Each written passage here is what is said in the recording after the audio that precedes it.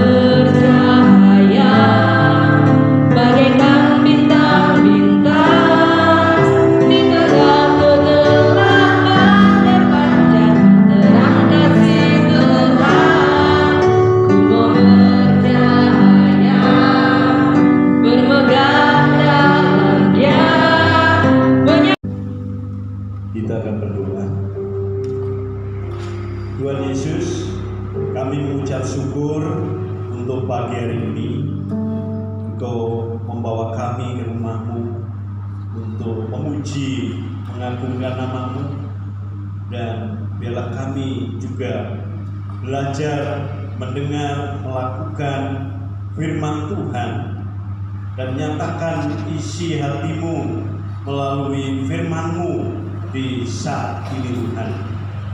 Hamba-Mu yang penuh dengan keterbatasan mau menyampaikan kebenaran firman-Mu, urapi dengan kuasa-Mu, sehingga setiap kami dilawat, diberkati oleh kebenaran firman-Mu. Inilah kami anak-anak-Mu yang membuka hati kami supaya firman Tuhan mendapat tempat di dalam hati, pikiran, dan roh kami, sehingga bertumbuh dan berbuah untuk kemuliaan nama Tuhan. Kami sambut kebenaran firman-Mu di dalam nama Tuhan Yesus Kristus. Amin. Salam Bapak Ibu. Ada sukacita? Amin. Hari ini temanya garam dunia dan terang dunia. Di antara kita banyak yang sudah banyak makan asam garam karena usianya sudah di atas 50 banyaknya ya, banyakkan di antara kita. Mari kita buka Alkitab kita. Kita akan membaca firman Tuhan bergantian ya, dengan bangkit berdiri.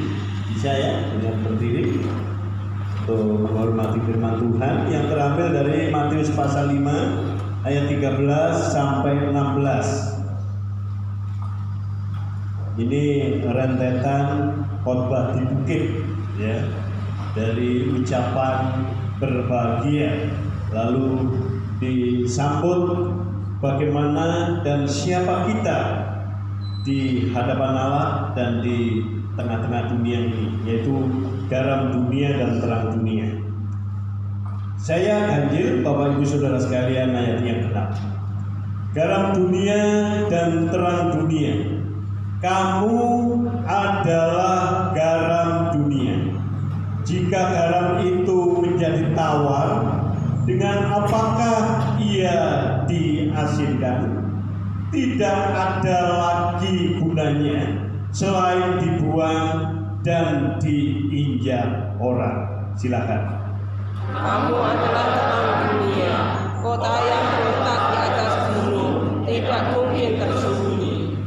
Lagi pula orang tidak menyalakan pelita lalu meletakkannya di bawah kantang, melainkan di atas kaki dia, sehingga menerangi semua orang di dalam rumah itu. 1, 2, 3.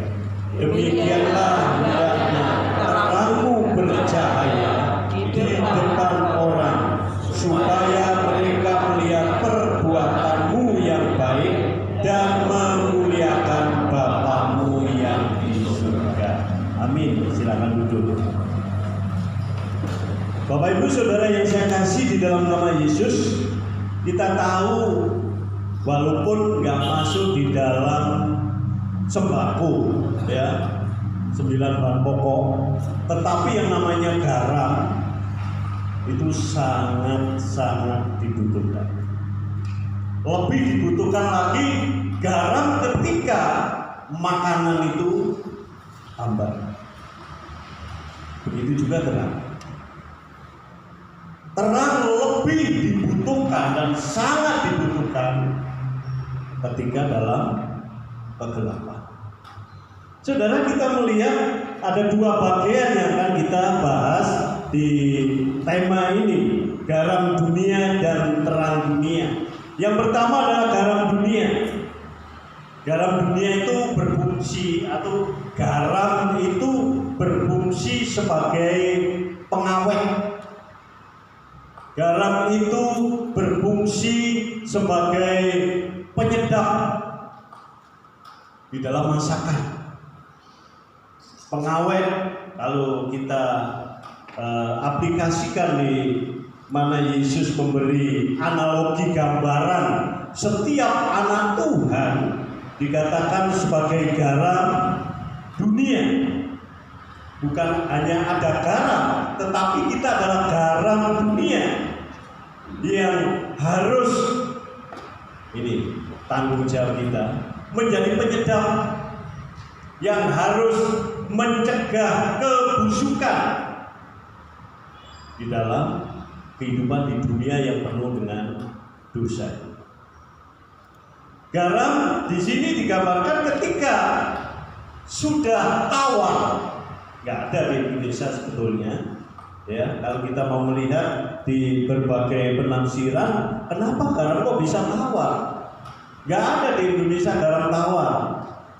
Ya, dibuang, diinjak orang. Ini berbicara fungsi. Jadi saudara dan saya dikatakan oleh Yesus, kamu adalah garam dunia.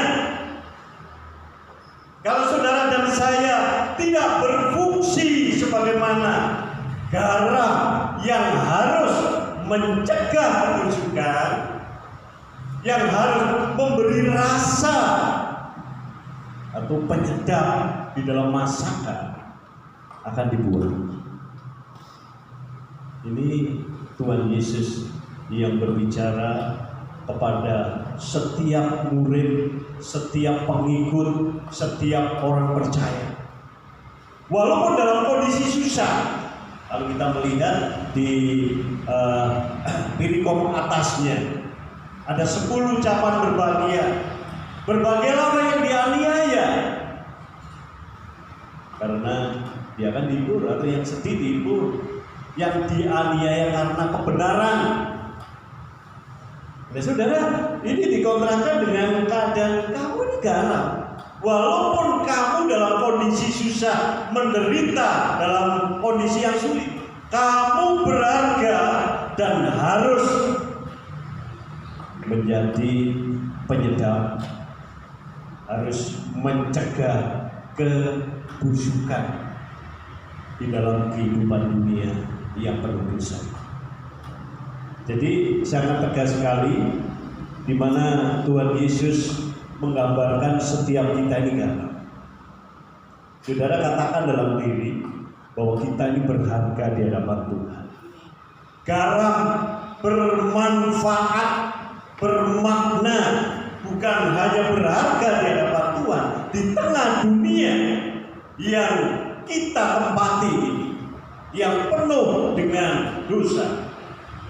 Saudara dan saya harus bisa menjadi garam yang tidak sampai hambar. Dimanapun keberadaan kita ini sangat dibutuhkan dan sangat berharga di hadapan Tuhan. Walaupun kita sudah mungkin usianya sudah mulai sepuh, kekuatan sudah mulai berkurang, kesehatan sudah mulai terganggu, tetapi jangan banyak masalah asam garam ya. Banyak garam gitu, karena garam juga berbahaya. Ini bukan berbicara di mana kalau kita terlalu banyak garam, tetapi Yesus mengatakan walaupun nggak masuk dalam 9 pokok ya kebutuhan, tapi ini sangat dibutuhkan. Ya, beberapa tahun yang lalu di wilayah Blitar ini pernah yang namanya hampir krisis penyediaan garam. Ya, yang saya tahu itu waktu itu di Wlingi ya. Di Wlingi itu kawan-kawan di Wlingi tanya, aku masih punya garam. Loh, lah kenapa kau tanya garam di wilayah kami yang di gunung? Ya, yang jelas yang di gunung ada asamnya, garam di laut. Nah, tapi dia katakan enggak, di Wlingi krisis garam, hampir habis garam. Nggak tahu tahun berapa ini. Loh ada garam tapi yang untuk persediaan sendiri. Sampai dia bilang, mau minta 1 bungkus saja.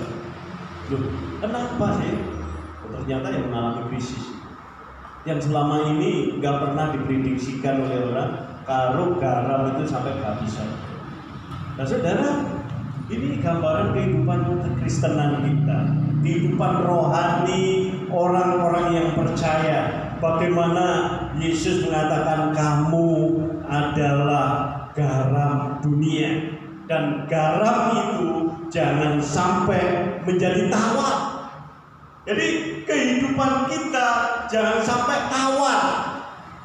Iman kita, kepercayaan kita, kesetiaan kita jangan sampai tawar di hadapan Tuhan.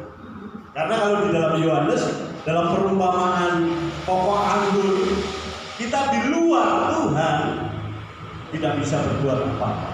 Artinya kita tidak bisa berbuat apa-apa yang baik yang seturut dengan kehendak Tuhan.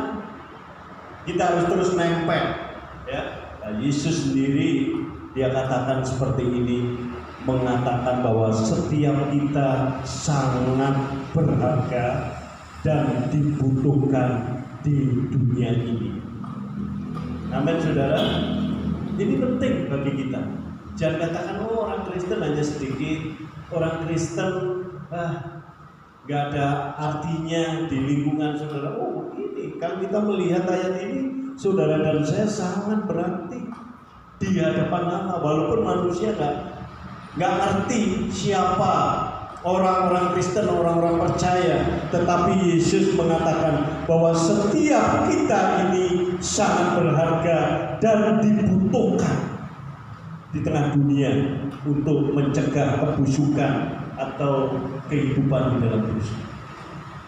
Ya saudara, kalau kita melihat orang percaya harus menjadi berkat, pujian tadi, ya. Orang percaya harus menjadi berkat walaupun mengalami penderitaan.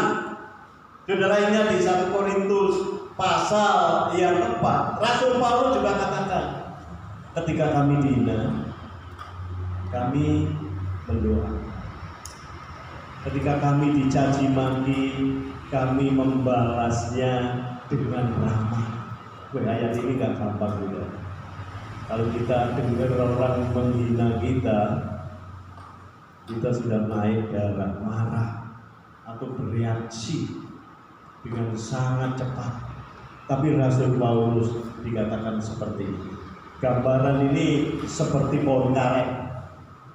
Ya, walaupun dia dilukai, tapi dia mengeluarkan yaitu getah yang bermanfaat. Khususnya untuk ban, untuk bola, banyak kebutuhan manusia dari pohon karet. Tapi dia harus terus dilukai sehingga getahnya mengalir kehidupannya. Begitu juga dengan garam. Jadilah orang percaya yang berharga di mata Allah dan menjadi berkat bagi sesama. Jangan sampai hambar garam yang ada dalam diri kita. Ada di dalam perjanjian lama, di bilangan itu yang dikatakan perjanjian garam. Itu adalah perjanjian kekal, di mana Allah berjanji kepada nenek moyang bangsa Israel.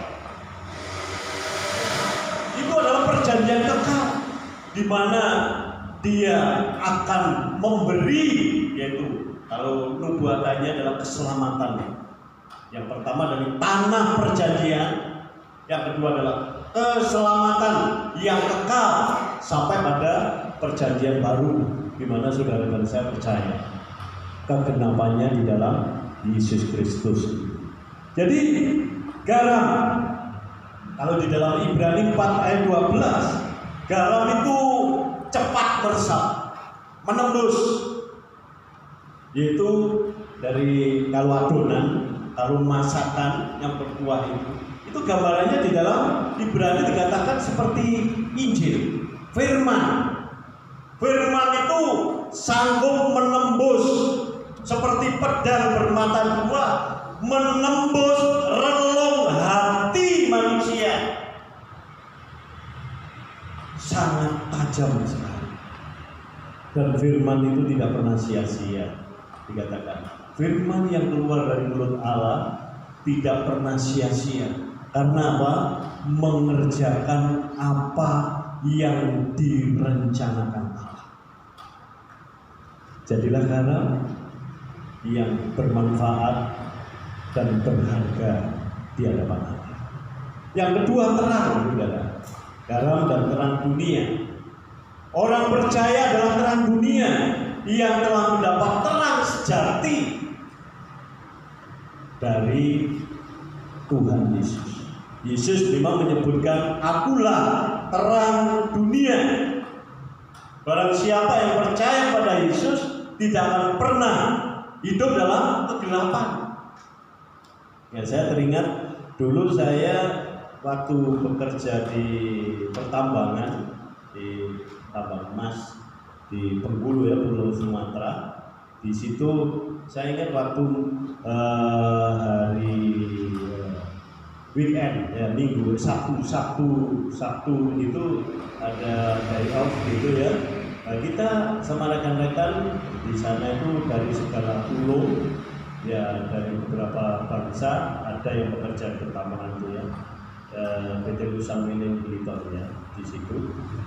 Itu ke sungai, sungainya itu ada sungai yang namanya Sungai Lusang. Itu untuk mencari ikan, nembak. Orang sana mengikuti budaya orang sana itu nembak, nyelam di sungainya yang jernih, kita nembak. Itu namanya ikan semak. Nah, singkat cerita, pulangnya terlalu malam. Nah, jalan di sana itu hanya rel kereta, ya, lori, ya, lori untuk angkutan umum dari pertambangan ke desa terdekat itu 33 kilo, ya. Jadi di situ arahnya ke bawah, kami ke bawah ke arah desa, tapi masih jauh. Nah itu kemalaman. Bagaimana kondisi yang gelap, sedangkan di situ kita lewat lorong gua terowongan, ya, nggak semua terowongan itu. Tapi pas yang kita lewati itu di terowongan. Untung di situ masih ada celahnya. Kalau kita lihat dari sini sampai Biwalo ya, itu ada terowongan di rumah sakit ini. Itu cuma sebatas lori, kiri kanannya untuk orang jalan lewat miring gitu ya. Tapi nggak sampai kalau dia jalan, nggak sampai kalau ada lori ketabrak juga. Itu ada secercah cahaya yang bisa kita ikuti, kita tenang ya. Itu ikuti orang-orang sana, nggak ada, memang ada senternya, orang-orang tambang itu bisa pakai senter di atas helmnya itu ya. Tapi enggak, waktu kemalaman itu lewatnya gitu sambil nurut rel itu, karena pas nggak ada lewat sepur lorinya itu, jadi kita lewat rel itu sambil meraba-raba, sambil melihat titik terang, yaitu di ujung sana itu, di akhir dari lorong itu. Saudara, betapa berharganya terang. Nah di sini katakan tidak ada orang yang menyalakan ya kaki dia itu ya, terang itu lalu ditaruh di bawah kantang atau ditutupi, tapi harus diletakkan di kaki dia supaya semua orang di sekelilingnya melihat. Yesus hendak memberi gambaran gini, saudara, ini terang yang dibutuhkan di dunia yang penuh dengan kegelapan atau dosa ini. Jangan sembunyikan terang ini. Setidaknya saudara dan saya menjadi mercusuar kebenaran, sehingga orang lain memuliakan Bapamu yang di surga. Kalau di sini ternyata berbicara hubungan dengan sesama orang yang belum mengenal Tuhan atau sesama manusia, yang dikatakan di akhir firman di terang dunia ini, ya, supaya terangmu bercahaya di situ ya, di depan orang, dan mereka melihat perbuatanmu yang baik dan memuliakan Bapamu di surga. Terang tidak hanya berbicara kita sebagai terang yang mana Tuhan menerangi hidup kita, tetapi diaplikasikan, diterapkan dalam kehidupan untuk perbuatan baik, di mana ketika orang menikmati, merasakan terang kebaikan saudara, nama Tuhan dimuliakan. Saudara dan saya menjadi berkat di sini. Ini luar biasa. Yesus menegaskan dua gambaran garam dan terang. Kalau di dalam Efesus juga dikatakan, saudara diciptakan di dalam Yesus Kristus untuk melakukan perbuatan yang baik. Ya, dari semula. Artinya ayat ini di dalam Efesus katakan kenapa diciptakan di dalam Kristus Yesus? Karena ciptaan yang lama, dosa, ya, hidup di dalam dosa mulai dari Bapak Adam dan Hawa, lalu diperbarui di dalam Yesus Kristus, kelahiran baru, hidup baru ketika saudara dan saya percaya Yesus Kristus. Dan di situ saudara dan saya sudah dirancang untuk melakukan perbuatan yang baik. Dan ini kehidupan orang-orang percaya, hidup di dalam terang.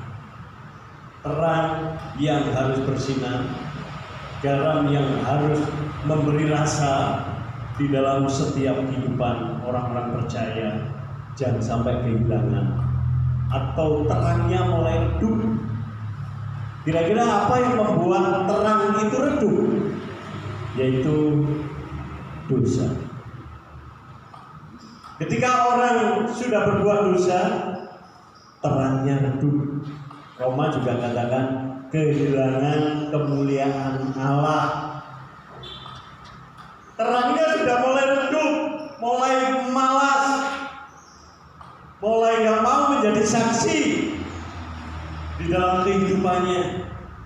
Saudara, ada kisah seorang ibu namanya Kartini. Seorang ibu ini janda di rumah sendiri karena suaminya sudah meninggal. Di lingkungan itu hanya dia orang Kristen satu-satunya, ya. Di satu RT itu banyak ya, ada lebih dari 100 tetangga kan. Kalau rumahnya paling 50-an kakak, itu hanya dia sendiri. Saudara, dia selalu punya prinsip, aku harus menjadi terang dunia dan garam dunia. Tetangga-tetangganya selalu minta tolong pada Ibu Kartini ini ketika mengalami kesulitan. Orangnya tidak kaya, orangnya hidupnya sederhana, orangnya hidup di dalam keagamannya taat sebagai orang percaya. Ya, dia penjual daun pisang. Ya, dia mencari daun yang memang itu di kayak jawatan itu apa ya, perhutani, tapi di pinggir-pinggir sungai itu ditanami pisang pluto yang untuk bungkus-bungkus tuh, daunnya yang lemes gitu ya. Itu dibuat di setiap ada orang cari itu bikin rujak, dia ke Ibu Kartini itu mencari itu dari Ibu Kartini. Tapi saudara, dia belajar melakukan firman Tuhan apa? Walaupun dapat mungkin 25.000, dia sisihkan yang 10%-nya, perpuluhannya, persepuluhannya itu untuk Tuhan. Itu mungkin hari ini dapat 25.000, besok dapat 5.000, besok lusa lagi dapat 75.000. Dia kumpulkan untuk dipersembahkan pada Tuhan mulai hari minggu berikutnya. Wah, ini luar biasa sudah.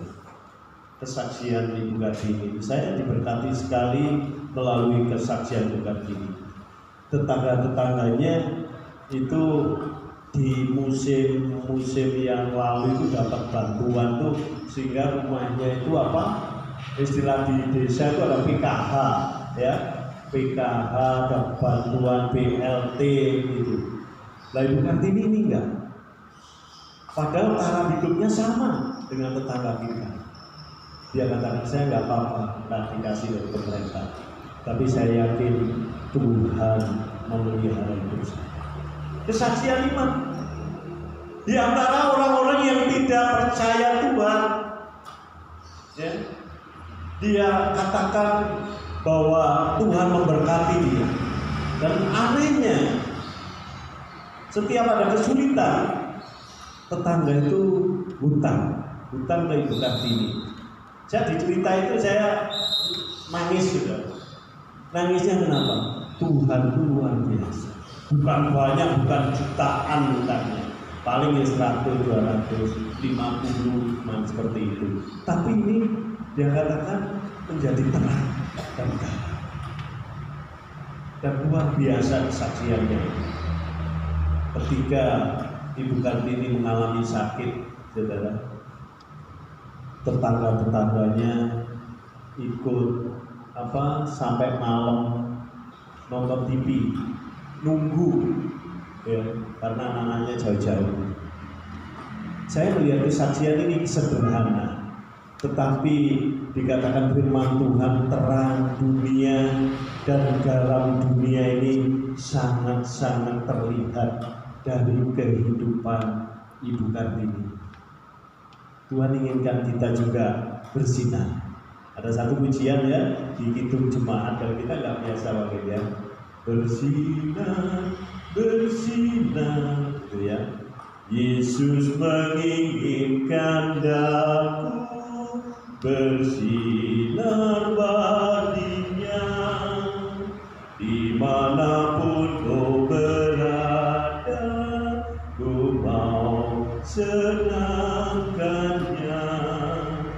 Bersinar, bersinar, itulah kehendak Yesus. Jadi bukan hanya garam yang bermakna, tetapi pancarkan sinar kebenaran sebagai orang-orang yang sudah menerima Kristus, terang dunia, dan menjadi garam di tengah lingkungan kita masing-masing. Tuhan memberkati. Mari kita berdoa. Tuhan Yesus, terima kasih ketika kami mempercayai Engkau sebagai Tuhan dan Juru Selamat.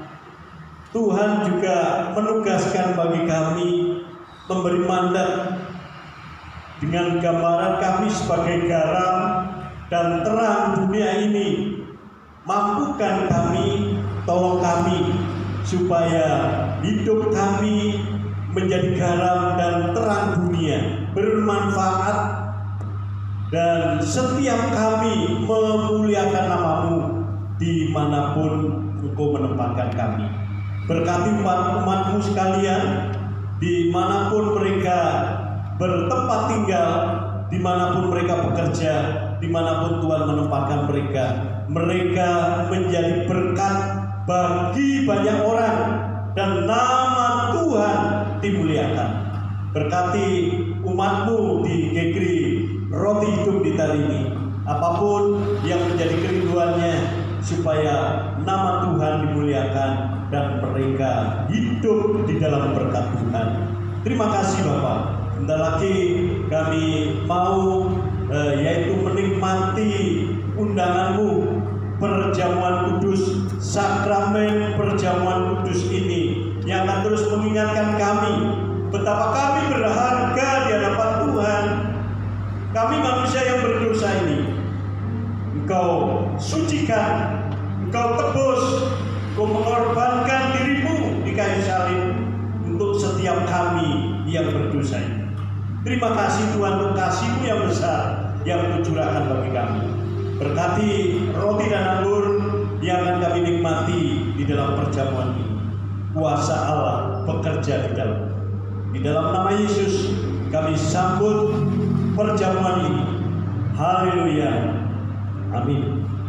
Sebelum kita masuk dalam perjamuan kudus, saya akan membacakan firman Tuhan yang akan mengantar kita.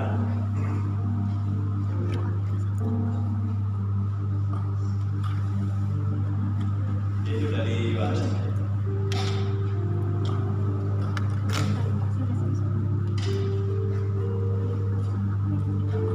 Yohanes pasal 6 ayat 53 sampai 56. Saya bacakan di sini.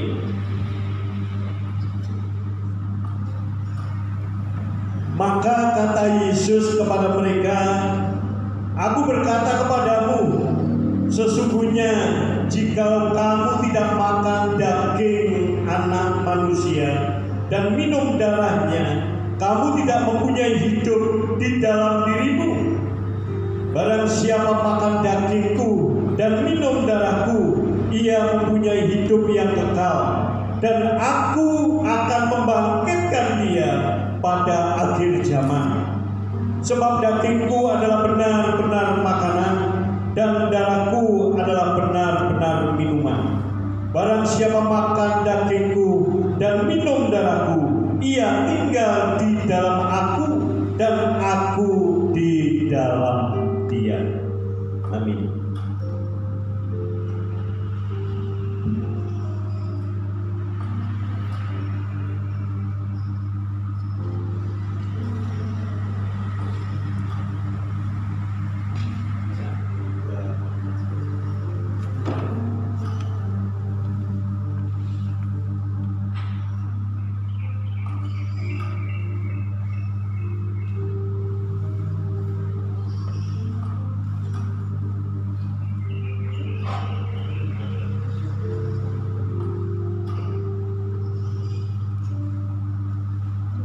Firman tadi berbicara tentang bagaimana saudara dan saya menyatu dengan Tuhan.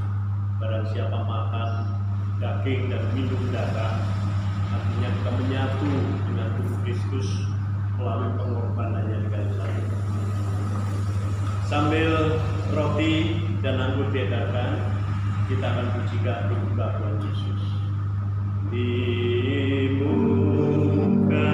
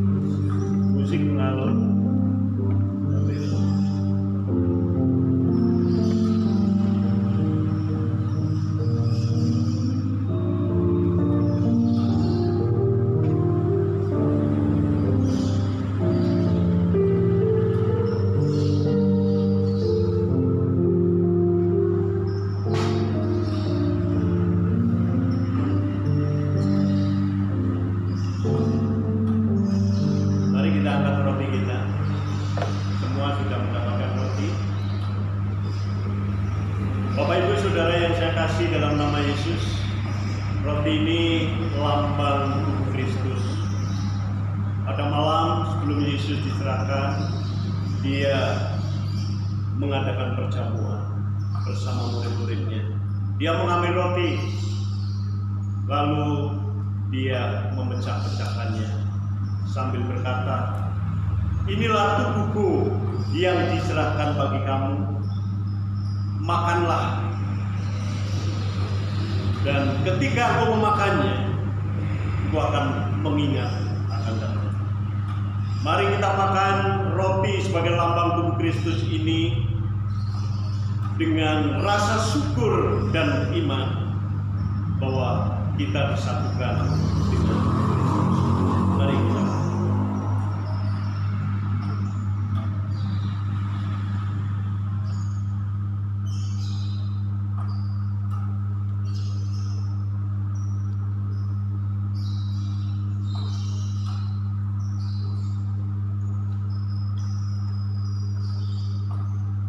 Lalu Yesus mengambil cawan, angkat cawan. Dia berkata, "Inilah darahku, darah perjanjian yang ditumpahkan bagi setiap kita sekalian." Anggur ini sebagai lambang darah Kristus yang sanggup menyucikan dosa kita. Mari kita minum sambil kita mengingat betapa besar kasih Kristus melalui darahnya yang dicurahkan bagi kita. Kita minum anggur ini dengan penuh syukur dan iman. Mari kita.